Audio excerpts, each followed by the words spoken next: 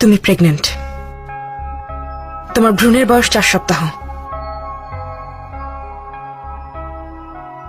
আর 37 সপ্তাহের মধ্যে তুমি বাচ্চার মা হবে।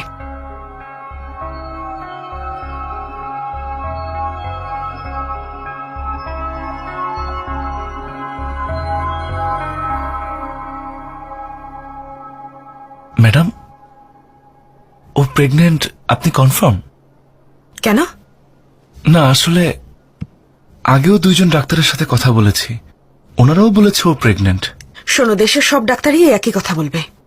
না আসলে ডাক্তার, আমি যা বলতে চাইছি সেটা হলো কিছু হয়নি, মানে আমাদের দুজনের মধ্যে কিছু হয়নি। হোয়াট? আসলে আমরা দুজন কখনো বেড শেয়ার করিনি ম্যাডাম। সেটা বুঝলাম, কিন্তু গর্ভবতী কি করে হলে? আমি জানি না, তবে আমাদের মধ্যে কখনোই কিছু ঘটেনি ম্যাডাম। তাহলে পেটে বাচ্চাটা আসলো কিভাবে?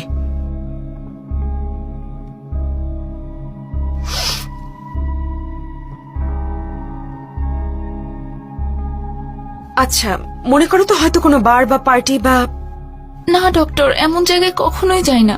এমনও তো হতে পারে যে তোমরা হয়তো মাতাল হয়েছিলে, তারপর কোনো কিছু ঘটে গেছে। না ডক্টর, আমরা কখনোই ড্রিঙ্কস করি না। তোমরা দুজন কি একসাথে থাকো? না ম্যাডাম, ওর বাসায়, আমি আমার বাসায়। তাহলে কিভাবে এটা ঘটতে পারে?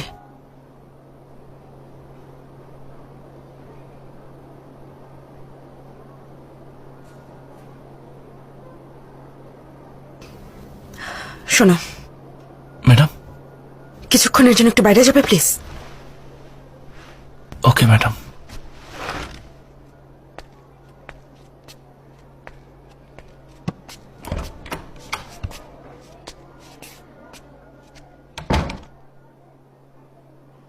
আমার সাথে কি মজা করছো? তুমি না জানলে কিভাবে হলো? আমি সত্যি বুঝতে পারছি না ম্যাডাম। তোমার নাম কি আবার বলো? মীরা। মীরা, অন্য পুরুষের সাথে শুয়েছ?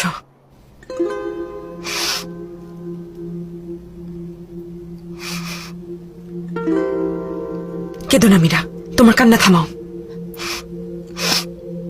মীরা, এটা খুবই গুরুতর বিষয়।